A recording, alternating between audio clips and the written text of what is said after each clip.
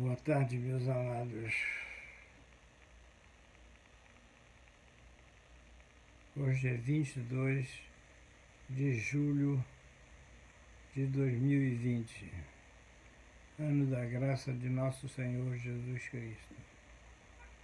Eu sou o Silas Remusar e essa é a minha live dessa manhã tarde. Eu queria pedir antes a vocês que se inscrevesse no meu canal, desse o seu like e compartilhasse para que outras pessoas pudessem participar também dessa conversa. Eu queria falar hoje sobre uma palavrinha simples que está na Bíblia. Retira-te, aparta-te, sai. Essa expressão foi usada por Jesus quando o apóstolo Pedro tentou convencê-lo a não entrar em Jerusalém. E Jesus usou uma expressão dura: aparta-te de mim, Satanás. Jesus chamou Pedro de Satanás, porque ele estava querendo interferir nos planos de Deus que já estavam traçados para Jesus. Ele tinha que vir e morrer na cruz. Então ele entendeu que aquilo ali não era Pedro que estava falando, mas sim Satanás, que estava querendo cuidar das coisas materiais ao invés das espirituais. Porque Pedro estava cuidando da material, como quem diz: ó Senhor, não vai lá não, que você vai ser preso, vai ser crucificado. Ele não falou por mal, mas falou de uma forma que o Senhor entendeu que seria uma atitude carnal de Pedro. Mas esse texto, ele começa lá no versículo 27 do capítulo 8 de Marcos, que diz o seguinte: saiu Jesus com os seus discípulos para as aldeias de Cesareia e Filipe. E no caminho interrogou os discípulos, dizendo: quem dizem os homens que eu sou? Jesus estava preocupado com a sua identidade. Ele queria saber o que os homens diziam a respeito dele, quem ele era afinal. E aí Pedro, como sempre, tentando ser o primeiro a falar as coisas, e mesmo que ele erre, ele tinha que dar o seu palpite. Ele disse: uns dizem que é João Batista, outros Elias, e ainda outros alguns dos profetas. Então lhes perguntou: mas vós, quem dizeis que eu sou? E aí mais uma vez Pedro disse: tu és o Cristo. Tu és o Cristo. Pedro respondeu. E ordenou-lhe Jesus que a ninguém dissessem aquilo a respeito dele. Começou então a ensinar-lhes que seria necessário que o Filho do Homem padecesse muitas coisas, que fosse rejeitado pelos anciãos e os principais sacerdotes e pelos escribas, e que fosse morto, e que depois de 3 dias ressurgisse. E isso dizia abertamente, ao que Pedro, tomando a parte, começou a repreendê-lo. Mas ele, virando-se e olhando para seus discípulos, repreendeu Pedro e disse-lhes: para trás de mim, Satanás, porque não cuidas das coisas que são de Deus, mas sim das que são dos homens. Então Pedro estava, querendo dar uma palavra de conforto ao Senhor, mas foi infeliz. Às vezes nós soltamos palavras que são infelizes, que elas não são bem recebidas, e às vezes magoam, machucam as pessoas. E o que Pedro fez, falar com a melhor das intenções, mas pelo menos para Jesus, naquele momento do seu sofrimento, porque ele já estava com a sua alma ali angustiada, porque sabia que ele ia padecer por todas aquelas coisas.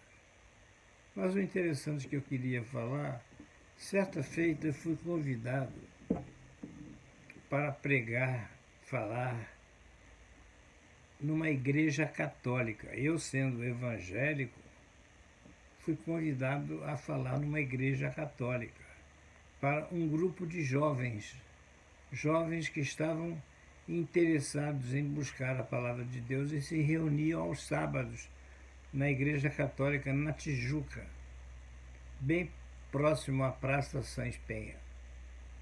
Então eu fui, não sou de rejeitar convites, principalmente para falar a palavra de Deus.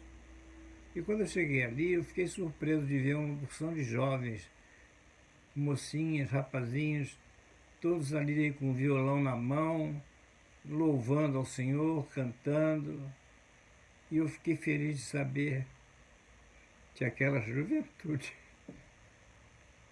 ao invés de outras coisas, estavam buscando a palavra de Deus. Então eu escolhi esse texto para falar.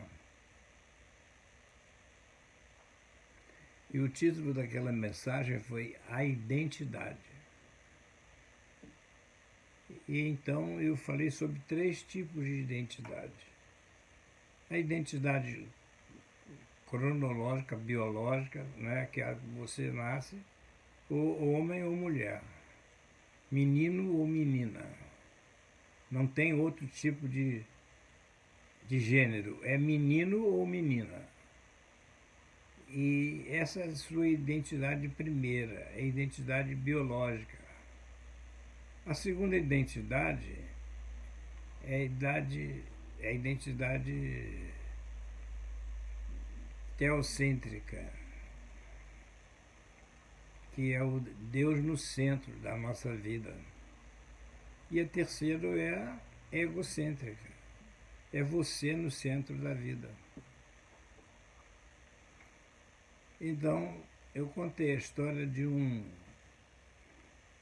doutor da lei que procurou Jesus à noite para que ninguém visse, porque ele estava interessado em conhecer Jesus, mas ele não queria ser visto, porque ele era um doutor da lei e não ficaria bem para ele perder a sua identidade egocêntrica, porque ali ele estava querendo preservar a sua identidade. E ele então foi falar com Jesus. E Jesus, então, conversando com ele, ele perguntou: o que é necessário fazer para me salvar? E Jesus: é necessário que você nasça de novo. E ele ficou intrigado: como é que pode nascer de novo? Porventura eu teria que entrar novamente no ventre da minha mãe? E aí Jesus: é necessário que você nasça do Espírito, porque quem nasce uma vez só, morre 2. Quem nasce 2 vezes, morre 1. Porque quando você nasce em Cristo, você adquiriu a sua vida eterna. Então você só vai morrer uma vez, que é a sua morte natural. Então, quando você tem uma identidade teocêntrica, quer dizer, Deus no centro da sua vida, você vai ser sempre uma pessoa que busca Deus com verdade, através do seu Filho Jesus Cristo, que exclamou para que todos ouvissem: eu sou o caminho, a verdade e a vida. Ninguém vai ao Pai a não ser por mim.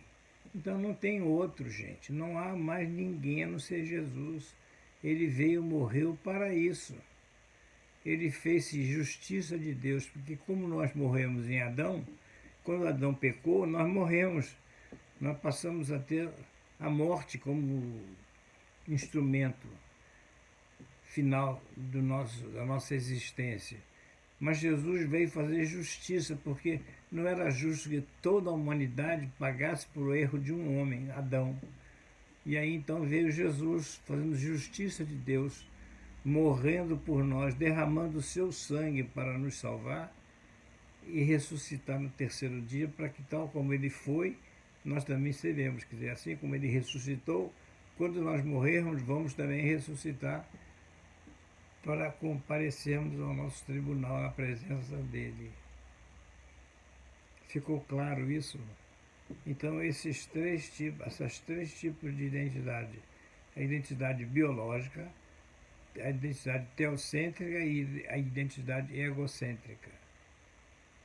Então, meus amados, não tentem buscar a identidade de outras pessoas, seus artistas, os jogadores de futebol, não tentem se vestir semelhantemente aos seus ídolos, porque a Bíblia diz: aonde estiver o vosso tesouro, aí estará também o vosso coração. O nosso coração tem que estar em Jesus Cristo, o nosso Senhor e Salvador. Então, essa passagem me fez trazer à memória esses momentos que eu, na minha, não digo juventude, eu já estava com meus 50 anos, quando fui convidado a fazer essa palestra. Mas me veio à memória essa participação minha numa igreja católica. E eu estava sendo vigiado pelo padre, ele ficou lá na última cadeira vendo o que eu iria falar. Porque essa é uma passagem meio conturbada, né? Na Bíblia, em relação a Pedro ser o Papa, que nós como cristãos evangélicos não acreditamos nisso. Então, ele ficou preocupado com o que eu ia falar. Mas eu não fui grosseiro a ponto de fazer qualquer coisa que ofendesse o credo católico, que eu respeito. E que, embora eu não concorde com certas formas de adoração, mas eu respeito. Acho que são pessoas que buscam a Deus, que creem em Deus, e eu não tenho que comentar nada a respeito disso. Então eu estou encerrando essa palavra, pedindo a vocês que não se esqueçam de dar o seu like, se inscrever no meu canal, adicionar o sininho para que eu possa receber novas mensagens minhas e compartilhe com outras pessoas que possam se interessar por essa palavra. Que Deus a todos abençoe, em nome do Pai, do Filho e do Espírito Santo. Amém, graças a Deus.